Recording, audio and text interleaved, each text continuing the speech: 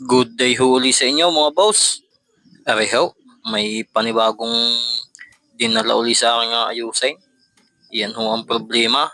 Wala akong power. Ay di, rin nga ho'y pinaklas ko na. At areho, pagkabaklas kita ko na agad ang masama.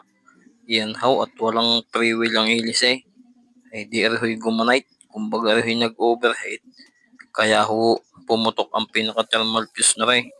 Yan ho, tingin ko di, natuyuan na ng langis at kuan nga ho, katagalan na din. I-check ko na din ho kung ayos pa at hindi nagkaka-damage yung shop at saka yung pinaka bushing. Di ere ho, chinek ko na din ang kanyang motor. Yun ho, at ayos na ayos pa naman. Ay di rin nga lang ho, sadyang ang masama yung thermal fuse saka ring stock na ring yung pinaka rotating shaft niya. Inuna ko na ho din ring pagkakabitan ko ng bagong thermal fuse. Saka ako ho tuluyang binaklas at di rin nga ho'y i-check ko.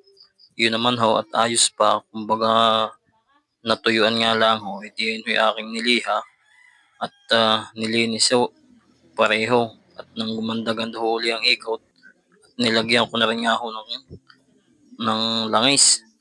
At nang ari ho di magtatagal uli. Gayan ho ang kagandahan pag may safety device ang isang appliances. Arihoy kung baga kung walang thermal fuse, arihoy pihong sisirain ang winding, gawa kung yun ay mag-iinit na mag-iinit, ay di masusunog. Ngayon ho, pagka ho may ganing fuse, ariho ang pag naabot yung init na puputok siya, ay di magso-short na ho ang kuhan, mawawala na ho ang supply ng kuryente. Yan ho, at di pinutol ko na nga ho yung dating papunta do sa thermal fuse na nasira at di papaltan ko ng bagaw. Yan ho, ididikit ko din sa winding at ng pang safety purpose na din nga ho. Yan ho, at ayos na.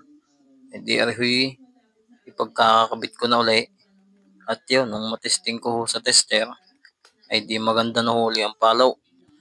Kaya ho ari aking ihaharness na rin ang ayos. Akin hong lalagyan na rin ng insulation at nang ari mapadikit na uli.